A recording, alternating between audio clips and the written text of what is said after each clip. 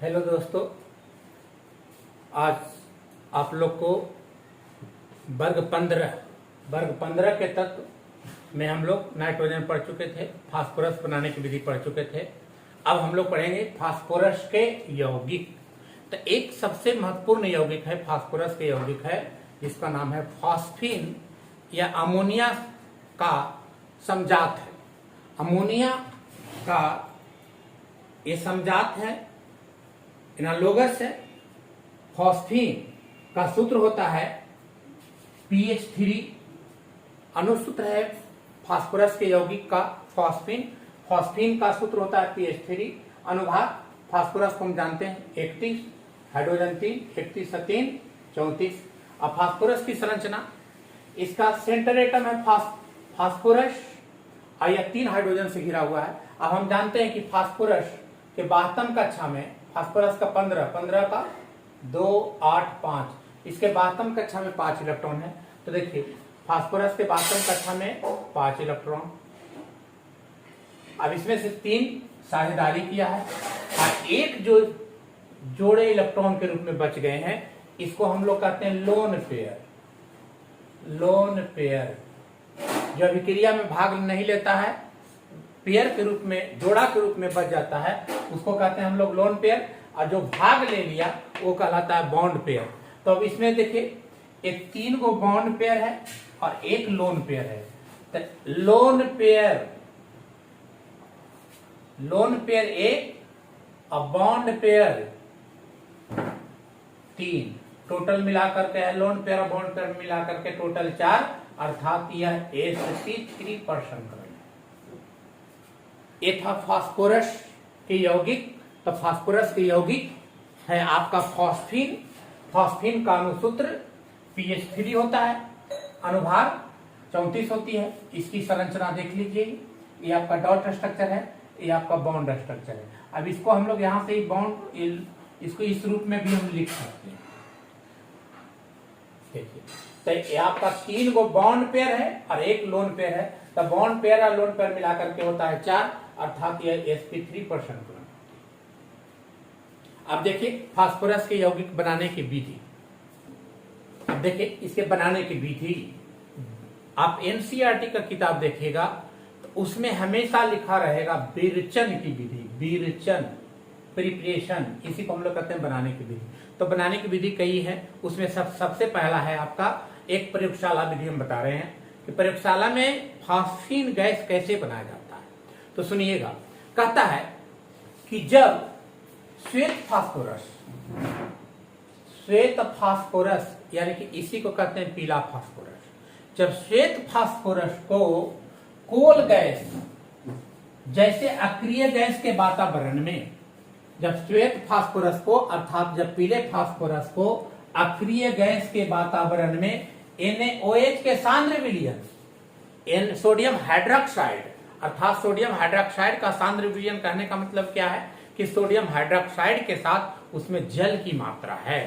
तो NaOH के सांद्र विलयन में गर्म करते हैं तो फॉस्फीन का निर्माण होता है। अब समझिएगा रिएक्शन, श्वेत फास्फोरस P4, जब श्वेत फास्फोरस को NaOH के सांद्र विलयन, तो NaOH प्लस H2O, तो जब श्वेत फास्फोरस को NaOH और H2O के सांद्र विलयन में जब इसको हम लोग गर्म करते हैं, तो गर्म करने के पश्चात ये बनाता है सोडियम हाइपोफॉस्फाइड,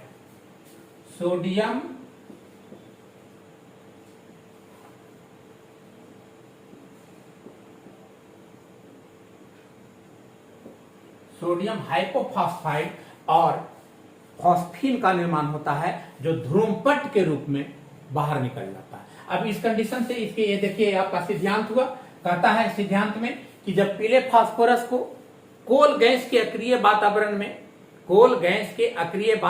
में NaOH के सांद्र विलयन के साथ अगर गर्म किया जाता है, तो गर्म करने के पश्चात फॉस्फीन का निर्माण होता है, जो ध्रुवपट के रूप में जल से बाहर निकल जाता है और सोडियम हाइपोफॉस्फाइड और फॉस्फीन गैस का निर्माण होता है। तो ये था आपका सिद्धांत, ये था आपका रिएक्शन। अब है इसका विवरण।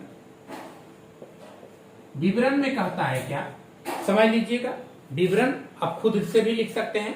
कहता है कि जब एक फ्लास्क में, कोई फ्लास्क की फिगर हम बनाकर दिखाते हैं कि जब एक फ्लास्क में श्वेत फास्फोरस, जब एक फ्लास्क में श्वेत फास्फोरस और 35% NaOH के विलयन के साथ जब इसको गर्म करते हैं तो गर्म करने के पश्चात एक फॉस्फीन गैस का निर्माण होता है, जो ध्रुवपट के रूप में जल से क्या होता है, बाहर आ जाता है। इस प्रकार अब हम इसको विवरण के रूप में हम किस प्रकार लिख सकते हैं कि जब एक फ्लास्क में श्वेत फास्फोरस और 35% NaOH के विलयन को लेकर एक चित्र बनाएंगे, चित्र के अनुसार इसको देखिएगा कैसे सजाते हैं, उसको सजाएंगे और उसमें हमेशा विस्फोट होती है। विस्फोट को रोकने के लिए एक निकास नली से होकर फ्लास्क के अंदर अक्रिय गैस प्रवाहित करेंगे। तो अक्रिय गैस जब प्रवाहित करते हैं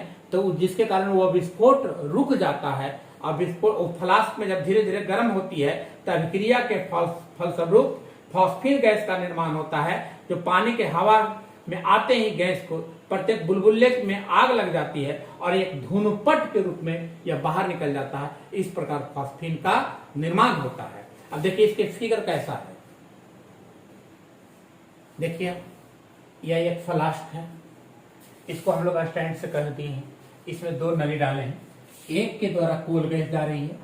जब इसमें है एक टुकड़ा जो देख रहे हैं, ये जो टुकड़ा है ये श्वेत फास्फोरस है। अब इसमें सांद्र NaOH का विलयन डाला। जब ये दोनों अभिक्रिया होती है तो अभिक्रिया करने के पश्चात फॉस्फीन का निर्माण होता है। आपको जस्ट बताए थे, देखिए P प्लस NaOH प्लस सांद्र है H2O, अभिक्रिया करेगा तब अब अभिक्रिया करने के बाद ये बनाता है क्या, तो ये आपको बनाएगा सोडियम हाइपोफॉस्फाइड। अभिक्रिया के पश्चात ये बनाएगा सोडियम हाइपोफॉस्फाइड और PH3 का निर्माण होता है। अब यहां से जैसे ही दोनों अभिक्रिया करेगा तो ये विस्फोट होता है। तो इस विस्फोट को रोकने के लिए इसमें अक्रिय गैस वातावरण, कोल गैस यानी कि अक्रिय गैस CO2 गैस डाला जाता है, जो कि विस्फोट होने से क्या करता है, रोकता है। अब अभिक्रिया के पश्चात ये ध्रुवपट के रूप में वर्टेक्स, ये ध्रुवपट के रूप में फॉस्फीन गैस क्या होता है, जल के बुलबुले के साथ बाहर आती है। जैसे ही बाहर आती है तो ध्रुवपट के रूप में बाहर निकल जाता है। इस प्रकार आपका फॉस्फीन गैस का निर्माण होता है।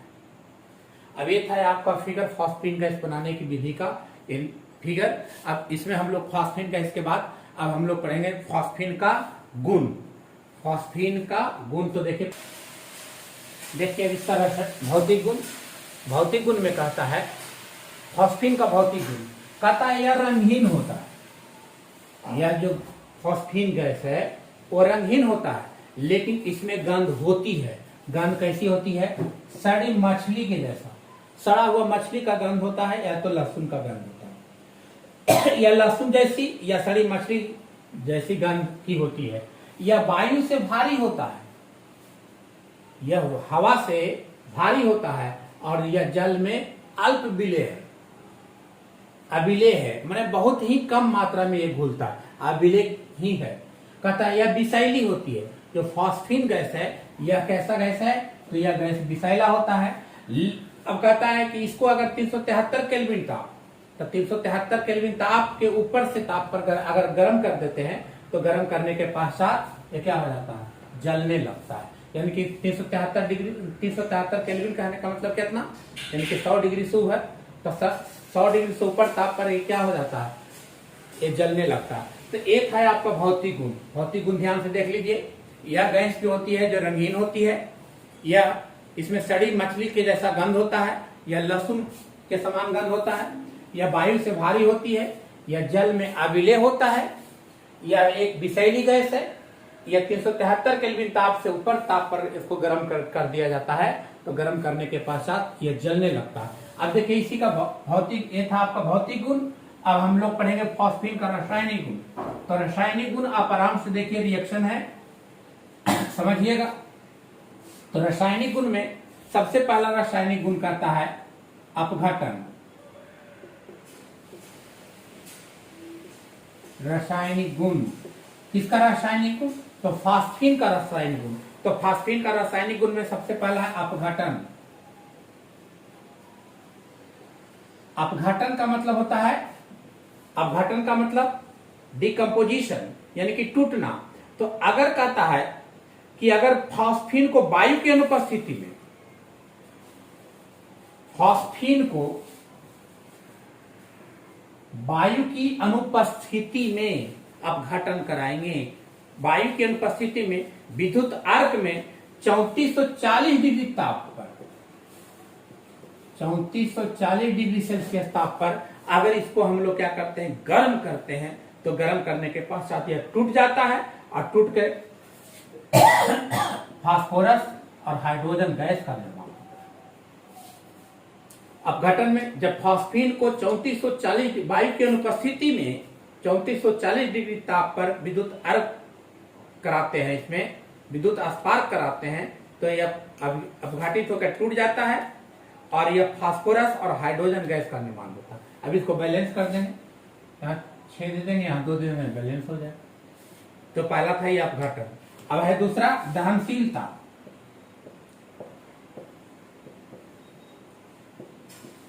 दहनशीलता, अब देख लीजिए दहनशीलता में कंबसन कराना है इसको। तो अब हम जानते हैं कि कंबसन किसकी उपस्थिति में होती है, वायु की उपस्थिति में होती है। तो अगर फॉस्फीन को वायु की उपस्थिति में अगर कंबसन कराएंगे, तो वायु की उपस्थिति में कंबसन कराएंगे कब, तो यानी कि 373 केल्विन ताप से ऊपर, यानी कि लगभग 150 डिग्री सेल्सियस ताप पर अगर इसको हम लोग वायु की उपस्थिति में अभिक्रिया कराते हैं, तो अभिक्रिया कराने के पश्चात यह फास्फोरस पेंटाऑक्साइड बनाता है, P2O5 का निर्माण करता है और प्लस H2O बनाएगा। जब फॉस्फीन को वायु की उपस्थिति में 150 डिग्री सेल्सियस ताप पर अभिक्रिया कराते हैं, तो यह अभिक्रिया करने के पश्चात एक फास्फोरस पेंटाऑक्साइड बनाएगा, P2O5 बनाएगा और जल का निर्माण होता है। अब इसको आप फिर से पुनः बैलेंस कर सकते हैं। अब यहाँ 2 दे दीजिए, 2 है फास्फोरस, तो यहाँ 2 पड़ेगा।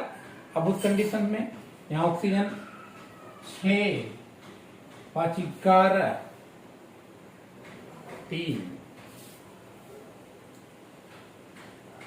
5 3 8, यहाँ 4 दे देंगे, 3 दूनी 6 3 दूनी 6। अब देखिए बैलेंस हो गया। तीसरा है क्लोरीन से अभिक्रिया। क्लोरीन से अभिक्रिया,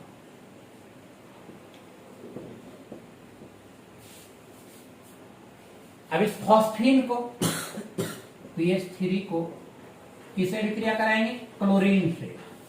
तो जब फॉस्फीन को क्लोरीन से अभिक्रिया कराते हैं, तो अभिक्रिया करने के पश्चात ये 2 कंपोनेंट्स का निर्माण कर सकता है, या तो PCl3 बनाएगा या PCl5 बनाएगा, दोनों का निर्माण कर सकता है। तो जब फॉस्फीन को Cl2 से अभिक्रिया कराते हैं, तो यह अभिक्रिया करने के पश्चात बनाता है PCl5 और प्लस HCl का निर्माण करना।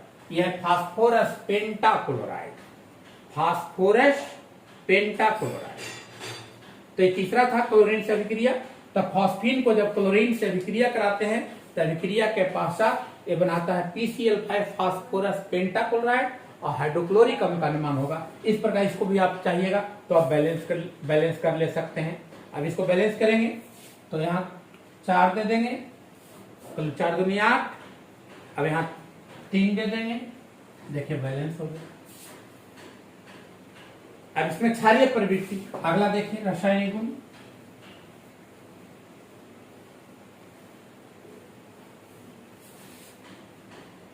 क्षारीय प्रवृत्ति में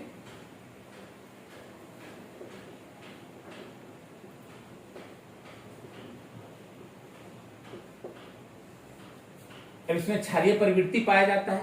कैसे? तो कहता है फॉस्फीन लिटमस पत्र के प्रति उदासीन होता है। ये जो फॉस्फीन है PH3 है, वो लिटमस के प्रति उदासीन होता है, लेकिन जब इसको दुर्बल क्षार, लेकिन यह जो फॉस्फीन है ये दुर्बल क्षार की तरह व्यवहार करता है, बेस है। कैसे? अब इसको अगर कोई अम्ल से अभिक्रिया करा देते हैं, तो अभिक्रिया करने के पश्चात ये फास्फोनियम का निर्माण करता है। देखिए कैसे, PH3 अगर हम इसको HCl से अभिक्रिया करा देते हैं, हाइड्रोक्लोरिक अम्ल से। तब क्रिया कराएंगे तो HCl इसमें आके जुड़ जाता है और बनाएगा क्या, PH4Cl। अब इसको नाम है फास्फोनियम क्लोराइड।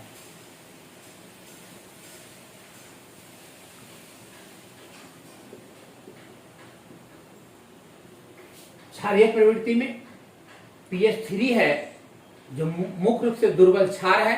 यह लिटमस पत्र के प्रति लेकिन उदासीन होता है, यह दुर्बल क्षार है। यह HCl या HBr या HI से क्रिया करने के पश्चात यह फास्फोनियम यौगिक का निर्माण करता है।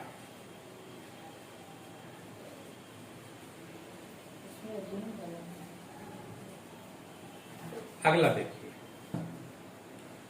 अब देखिए अगर हम इसको नाइट्रिक अम्ल से भी क्रिया कराएंगे, फॉस्फीन गैस को, वो तो आपको HCl HBr से भी क्रिया करा के दिखा दिया तो फास्फोनियम यौगिक बना है। लेकिन अगर इसी फॉस्फीन को नाइट्रिक अम्ल से भी क्रिया कराएंगे तो नाइट्रिक अम्ल से भी क्रिया कराते हैं तो नाइट्रिक अम्ल की उपस्थिति में जलना प्रारंभ कर देता है, ये जलने लगता है। कैसे देखिएगा, तो सबसे पहले ये नाइट्रिक अम्ल है, यह क्रिया करने से पहले खुद डिकम्पोज हो जाएगा, टूट जाएगा और टूट करके बनाएगा कौन, H2O प्लस नवजात ऑक्सीजन देगा। अब उस कंडीशन में समझिएगा, अब इसको सबसे पहले बैलेंस कर लें। तो अब यहाँ 2 दे देते हैं, यहाँ 2 दे देंगे। देखिए ये समीकरण बैलेंस हो गया। अब ये जो नवजात ऑक्सीजन है ये फॉस्फीन से अभिक्रिया कर लेगा। ये नवजात ऑक्सीजन फॉस्फीन से अभिक्रिया करेगा तब PH3 प्लस हो, यह अभिक्रिया जो है इसे करेगा तो बनाएगा P2O5 और प्लस H2O का निर्माण करेगा। अब इस कंडीशन में इसको भी बैलेंस कर लेंगे। तो यहाँ अब इसको बैलेंस करेंगे तो अब यहाँ 3 देंगे, यहाँ 8 दे देंगे, यहाँ 2 देंगे। अब देखिए गिन करके बैलेंस है कि नहीं, फॉस्फीन 2 ये भी समीकरण में। लेकिन यहाँ ऑक्सीजन कितना है, 8 है, यहाँ ऑक्सीजन कितना है, 1 है। अब इसको हम इस कंडीशन में 8 से इसको गुना कर देते हैं तो जो ही गुना करेंगे तो ये कट जाएगा। अभी बचेगा कितना, तो देखिए 2PH3 प्लस 8 दूनी 16 HNO3 अभी क्रिया करके बनाएगा कौन, P2O5 प्लस 8 जल यहाँ 3 जल यहाँ 8 3 11 H2O प्लस कितना बच गया, 8 दूनी 16 NO2।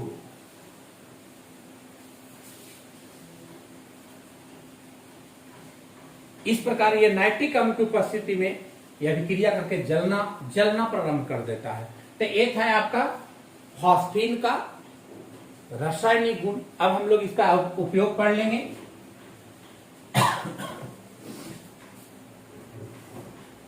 तो कहता है कि फॉस्फीन का उपयोग कहां किया जाता है, तो फॉस्फीन का उपयोग होम सिग्नल में किया जाता है।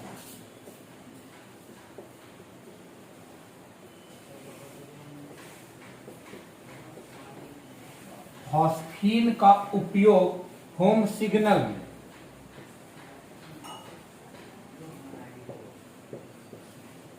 होम सिग्नल में किया जाता है। दूसरा है कि धूम्रपट में, स्मोक स्क्रीन में।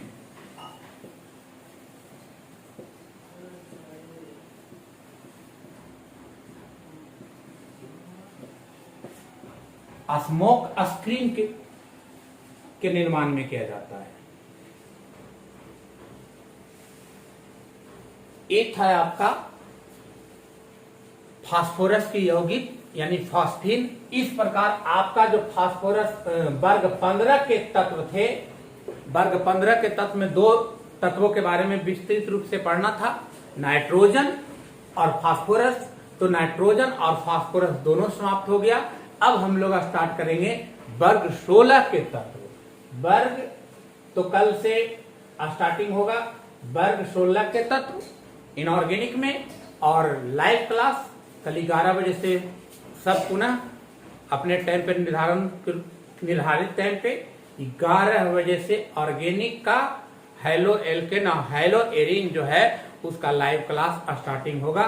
फिर पुनः स्टार्ट होगा। फिर जब कोचिंग खुलेगी तो फिर भी क्लास चलता ही रहेगा। तब तक के लिए धन्यवाद।